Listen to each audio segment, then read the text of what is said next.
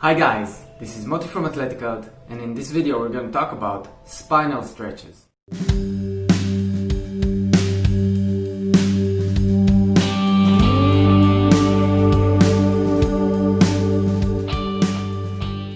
In this video I'm going to show you some spinal stretches that we need to do that can improve our spine health, our back pains, spine mobility and spinal flexion. So first of all, back pain and spine, what's the connection? I'll keep it simple, but basically when we collapse, our lower back, our spine is not activated because the lower muscles in the back is not activated, and that creates some pain in the lower back. That's very common when we sit a lot, when we have less activation, when we're less awareness in that part, and also when we just have some imbalance between our sides. Super common, many reasons. We can break down people to two kinds: people that had back pain and people that will have back pain. I've never met someone who's after 40 or 50 years old that never have experienced any kind of back pain. Some it's chronic, some it's major, some it's much less. But we pretty much, all of us have some back pains if we've slept bad, if we didn't sleep enough, if we had some bad posture, if we ate something. Back pains are part of our life. Our spine is extremely complicated, extremely old. I'm not an evolutionary biologist, but we have evolved from aquatic creatures to reptiles to mammals. All of them had spine. That's the beginning of our movement. Each movement should actually start from our spine. Our ligaments, our hands and legs are also connected to the spine, and hence the connection is critical. So in this video I'm going to break it down to a few basic movements. You can call them exercises, you can do them as exercises, but you can also take them as general movements, movement research, and something that creates more articulation and understanding of your spine, your range of motion in the spine, and your general health and mobility. So, spinal stretches, let's start with some basics. How can the spine move? The spine can move in a few different ways. First of all, the spine can move back and forth. We can bend forward, and we can arch back and forth. That's one movement the spine can do. Second option is side flexion. Diagonal side of the body stretches, one side stretches and one side contracts. So the spine can move back and forth and to the sides. The third option of moving the spine is by twisting it, spinal twists. Think about a bit more like taking a towel and squeezing it. So we're twisting the towel, same thing with our head, our hips, the pelvis stays in the same place or moves one direction while the rest of the spine and the head twists to the other direction. We're going to show you some basic movements. You can look at them as exercises, but you can also find a bigger and deeper meaning like movement research, mobility intelligence, understanding the way our spine is articulated, the way the spine can move, and expanding the range of motion in our spine. All of that will help you get better posture, better spinal movement, less back pain, and general improve your health. So let's dig deep into it. So the first exercise you're going to do is a forward fold with a bent spine. So the forward fold with a bent spine tries to create as much articulation as we can and try to think about the movement from the neck all the way to the bottom, trying to move each vertebrae at a time. That's very hard and takes many years to articulate all the vertebrae, and maybe sometimes it's almost impossible, but still you can have more movement and more awareness of each part of your back. Try to think about neck, upper back, middle back, lower back, and eventually you can think about lumbar spine, thoracic spine, and all the vertebrae individually. You can go down slow and go back up slow. It doesn't really matter how low you can go. Eventually, with time, you'll be able to reach down all the way to the floor. If not, don't stress it. It's not the issue. It's more about articulating the vertebrae and being able to see and feel what part of your back is more flexible and more engaging, and understanding what part are resisting the movement. The second exercise is quite similar, but it requires a straight back. So we're still going to forward fold, but this time we're going to do it with a straight back. We're activating the muscles in the back, specifically the lower back, engaging the core, belly in, legs want to be straight and we want to go down as much as we can and go back up with a straight spine. Again, trying to slow down the breath and trying to do that as slow and deeper as possible. This is another way to articulate. You don't separate each vertebrae, but take them as one unit, as like the back is just one large unit. If you want to make things a bit harder, you can add weight to your hands while you go down and up. If you feel you need more resistance, be careful. If you have any back pain, then definitely reduce the weight, but that's one option, to add weight to your hands while you go up and down. The second option is to put some blocks or stand on some higher level and then try to go deeper and lower, and the hands can go even deeper. So the third exercise we can do is while we're lying on our stomach and start to articulate the back to an arching position. We're going to start to arch our back. Again, same thing like articulation of the spine forward, we're going to try to articulate the spine backwards.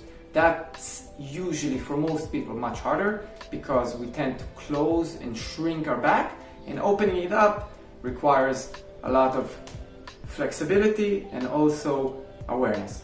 So basically what we want to do is start with just articulating only the neck muscles, the vertebrae in the neck, very slowly, with a lot of awareness, just the spine, just the head. The second part, after we articulate that, we want to separate and try to move only from the upper back. Keep the neck not moving and just keep the movement from the higher vertebrae that are in our upper back. So think about this area here wants to open and close, while the neck doesn't really want to move much. So that's the second part, that the articulations that we want to move. Third part is going all the way to the middle back and try to move just for the middle of the back. Arching slowly up and down and try to feel that the upper back and the middle back mostly is doing the movement. Again, it takes time. At the beginning you're not aware, you're not sure, you can't, you want to, but you try to do it. Eventually it's gonna happen. You can use the hands a little bit, the fingertips, to push a bit the mattress, just a bit, that it will help you start this movement. You don't want to rely only on your hands, but maybe 20% on your hands can help you just make this movement a bit more reasonable. Third part is trying to move, trying to lift, trying to arch only from the lower back, only from the part which is closest to the tail, and really want to arch, and the rest of the spine is straight as much as possible. Just focus on the lower back, focus only on the lower back, and eventually you want to do it all together. So try to focus on each part of your vertebrae, of your spine separately, and then try to combine all of it together, neck, upper back, lower back, middle back together, and try to arch as much as you can. Look all the way back, push also a little bit with the hands and open the shoulders.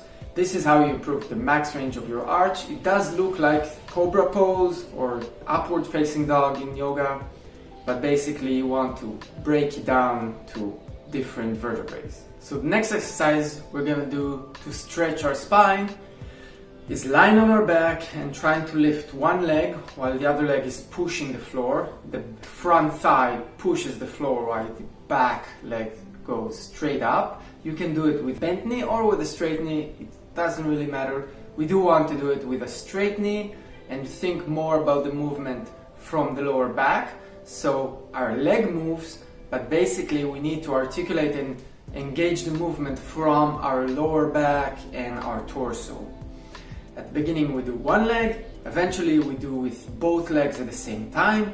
We can use our hands to push the floor a little bit, locking the elbows, pushing the fingertips, and by that it helps us to push both legs up and really activating the lower back and lifting both legs. Another variation we can do is taking one arm in 90 degrees and the opposite leg in 90 degrees, something like a cactus shape, and trying to lift the other arm all the way up while the gaze goes towards the fingers.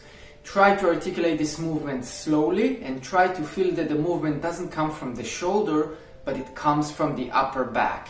And you also want to know that the neck should not stress much, and the neck should be not even in its max range. So correct movement would be from spining more and more vertebrae, and then there would be less pressure only on the neck. So you try to do that, push the floor with the knee and with the elbow, and by that you try to open the shoulder, open the chest, and look all the way up. So the next exercise, we're gonna do side flexion. We're gonna take one arm, we try to take it parallel to our hips and just above our head, very slowly, very articulate, try to reach as high as possible, as far as possible, and also try to look towards the fingers. Rib cage extends in one side and shortens in one side, and do it both sides. And again, activating the core, lower back really helps, is a must. Last exercise we do is a cat and cow, very common yoga pose. We can do it with knees on the floor, we can push harder and the knee is gonna be up in the air. We really want to straighten the elbows, push the shoulders, and then try to create again the same articulation we've done, but combine both forward and backward, arching and folding forward, slowly each vertebrae from the neck, upper back, middle back, lower back. Try to do it when you're on 4, when you're on 6, you want to look up, you want to look down deep into your navel, create deeper and deeper range of motion, more range in the arching part and in the folding part. Very hard, very important. That's it guys, thanks for watching. That was my spinal stretch video, hope this helps. Try it, try to do this spinal stretches for 30 days, every day. You'll see the difference, you'll feel better, you'll have better range of motion, you'll have less back pain, more energy, and you're probably gonna be way richer. My name is Moti from Athletica. I'll see you in the next video. Until then,